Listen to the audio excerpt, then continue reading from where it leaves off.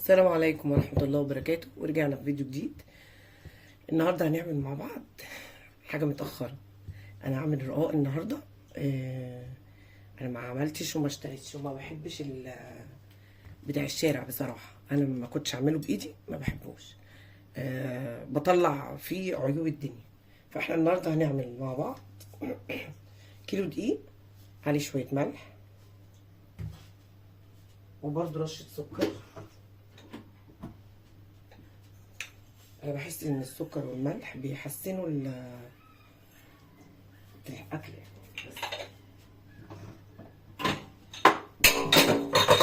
بس بسم الله الرحمن الرحيم. نقول بسم الله ونعجن ميه عاديه من الحنفيه.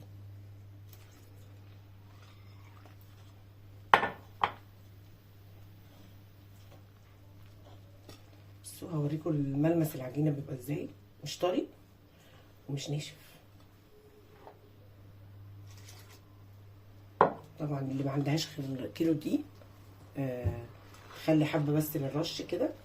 احنا بنرش دقيق عشان لما نفرد ما يعجنش.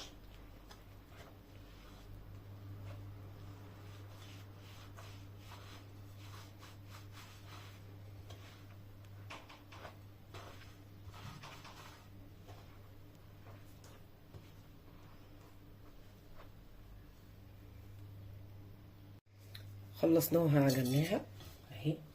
بصوا بقى ملمسها، بصوا بقت بتمط ازاي. عايزين عجينه طريه بس مش بتلزق ومش طريه قوي يعني، فاهمين؟ كل ما تخليها طريه هتشرب منك دقيق، فاهمه يعني ايه؟ خليها ناشفه عشان وانتي بتفردي ما تعوزي دقيق كتير. ولو طريه هتتفرد معاكي بسرعه بقى، حسب ما انتي عايزه براحتك. كده انا هسيبها 5 دقايق بس. اسمها ايه، ترتاح، وبعد كده اقطعها 5 دقايق. احنا جبنا صينيه ورشيناها بالدقيق كده، واقطع بقى العجينه كور على قد ما انا عايزه.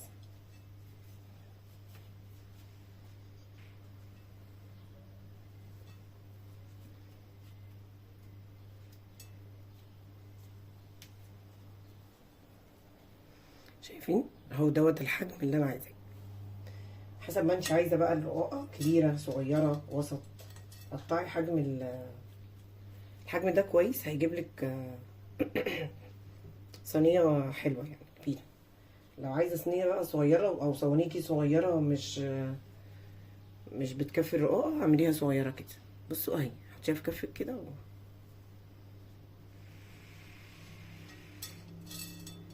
هنقطع بقى كل الكميه ونسيبها بقى ونغطيها ونسيبها تستريح برضو 5 دقايق وبعد كده نفرد.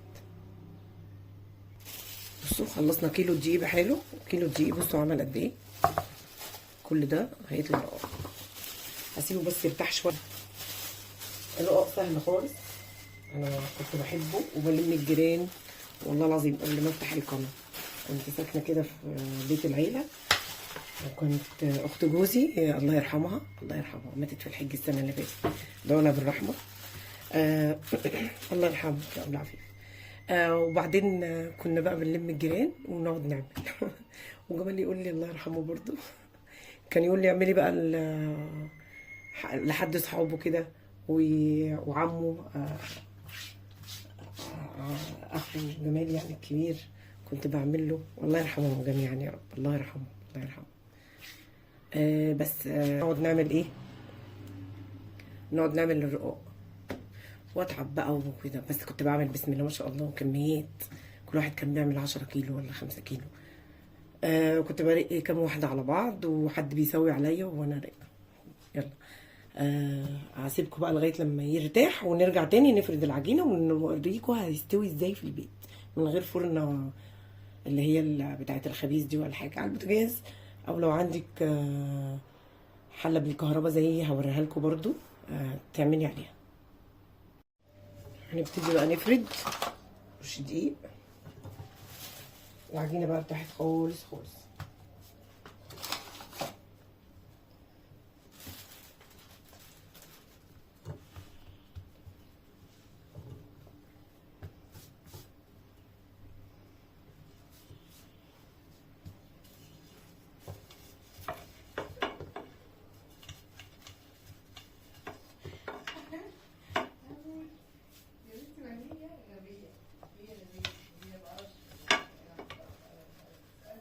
فاطمه، الصوت.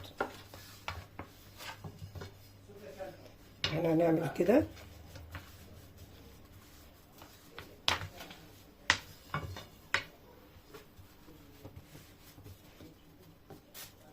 لما تلاقيهم بقى يلزقوا كده تروحي ايه فصلهم بقى عن بعض.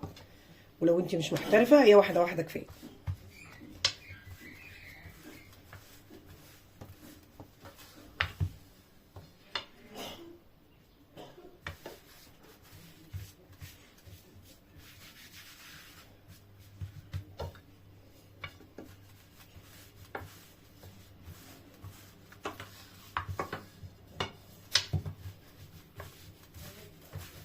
بفرد واحده قدامكم عشان تشوفوها هتوصل للمرحله ازاي. اهي بتوسع معايا ازاي. كل ما تعملي ناحيه دوريها عشان تطلع مدوره اهي.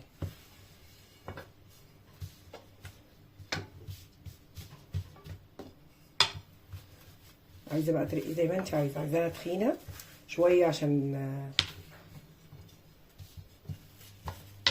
بتحبيها تخينه، بتحبيها رفيعه، بتحبيها رقاقه خالص. انا بحبها رقيقه جدا، بس انا بقول دي كفايه كده اهو. هنفرد بقى كله زي كده. هنشيل دي كده ونجيب دي نفردها.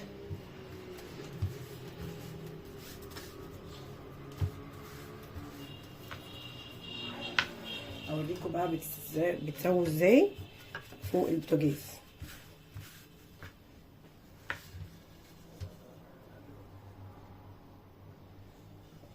لو لزقت منك ولا يهمك حطي لها حبه دقيق.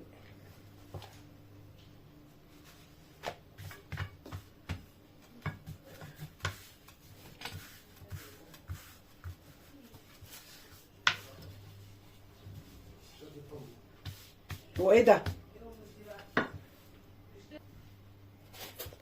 بصوا بقى نعمل واحده واحده. احنا وريناكم انا ممكن اعمل 3 فوق بعض، بس ايه نحط دقيق كميه عشان ما يلزقش. انما احنا هنعمل واحده بقى.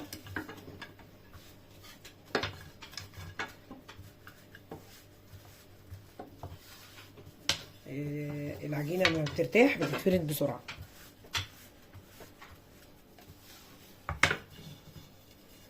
هنعمل كميه كده وبعد كده نسوي، وهوريكم احنا بنسوي برضو هنسوي ازاي.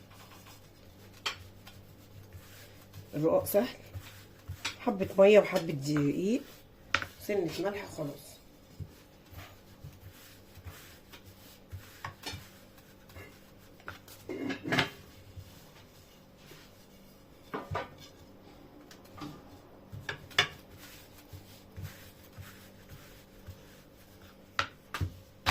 خلاص بصوا اهي.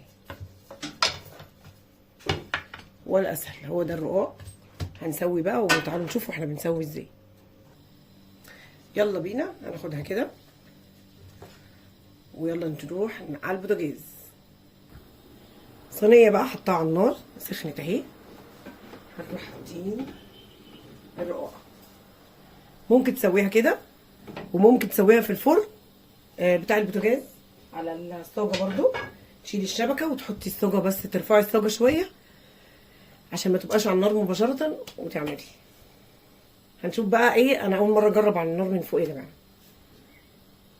بجرب انا وانتوا مع بعض. بصوا بسم الله ما شاء الله. اول ما تبتدي تفك كده اقلبيها.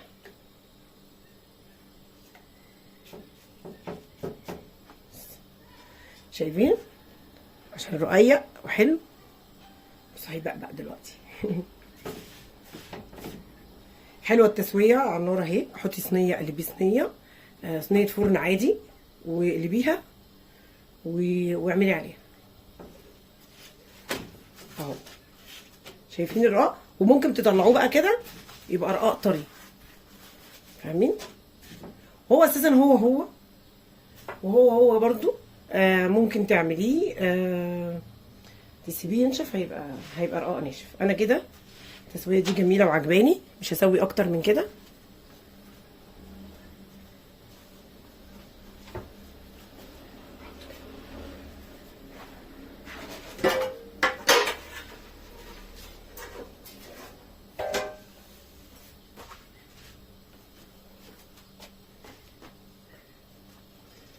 هنحط اللي بعده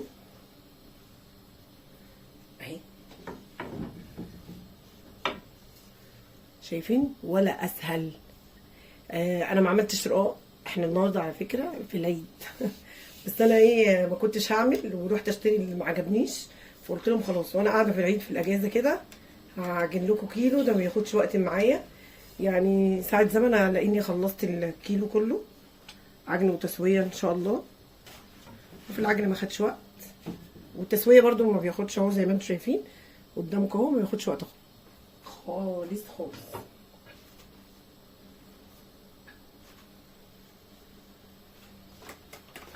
ولو عليها دقيق نفضيها كده، هي معلهاش بس انا بوريكم ان انت تنفضيها كده تخبطي فيها كده هتنزل الدقيق بتاعها كله، بس هي دي معلهاش ولا حاجه. شايفين اهو. راق ده بقى ولا مش راق؟ نروح ليه نشتريه؟ مش حكايه والله غالي، بس انا مش عارفه النظافه يعني عاملينها ازاي، وبيبقى مجلد كده وتخين كده. انا ممكن ارقق على كده بس هو كده رقيق وحلو.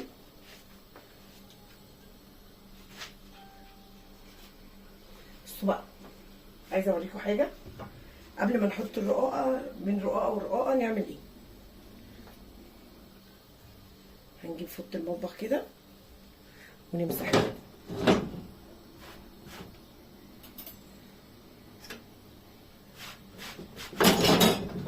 ندي بس الصينيه كده حته مبلوله بقى، عشان انا كده حته مش مبلوله لازم نحط نار شويه بس كده قبل ما امسحها.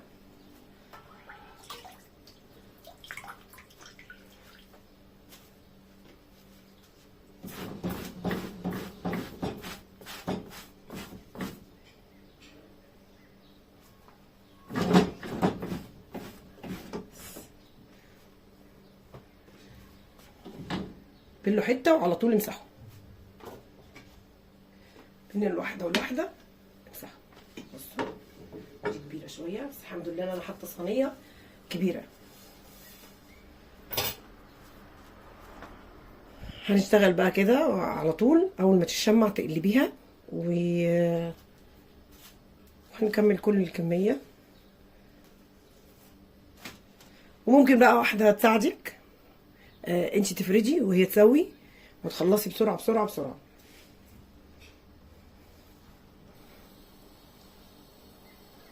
مش هياخد وقت خالص خالص، هي اسمه رقاق عشان كده ما بياخدش وقت على النار، يعني مسافه ما بتحطيها بتقلبيها.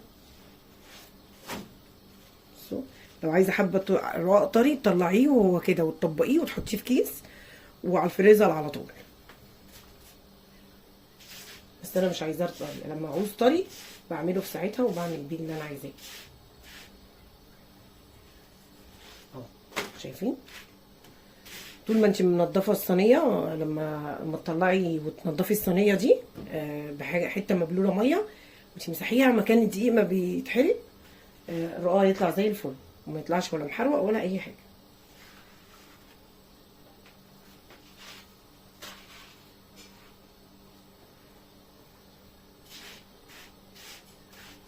بس خلاص دي بس هديها لون شويه كده. خلاص هو كده الرقاق. ايه رايكم؟ هنكمل بقى كل الكميه واوريكم الكيلو طلع قد ايه.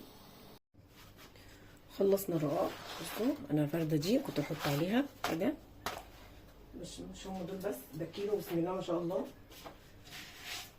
عمل كميه كبيره. بصوا التسويه، بصوا انا بحبه رقيق كده ولسه ما نشفش. ما ينشف هتلاقوه زي البغيشه. بصوا تسويه حلوه والدقيق كان حلو طبعا، ما تجيبوش دقيق سايب في المعجنات والحاجات اللي انتوا عايزينها تبقى ناجحه. هاتوا دقيق اكياس يعني، اي اكياس يعني، بس اكياس حلوه.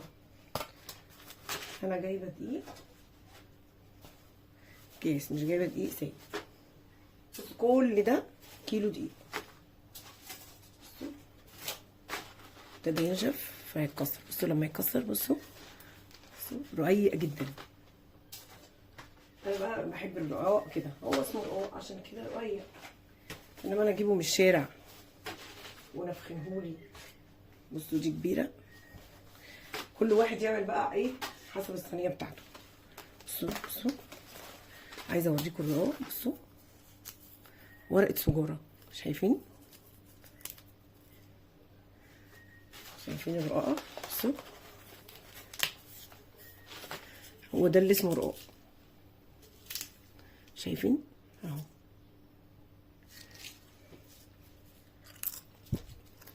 تحفه، يا رب تجربوه. وكل ده كيلو دقيق عمل كميه كبيره جدا، لما يترص فوق بعضه كمان هيبان، بس انا بهويه وبعد كده برصه في شنطه واشيله او في علبه اي حاجه.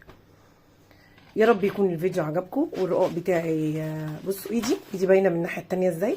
الرقاق خفيف وجميل، قطعي التقطيعه اللي انت عايزاها قد البيضه الكبيره كده، وهيطلع حلو كده وهيطلع رقيق.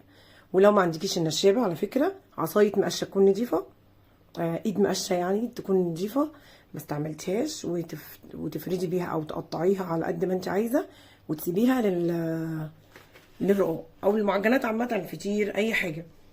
او لو ما عندكيش، انا عندي المردانه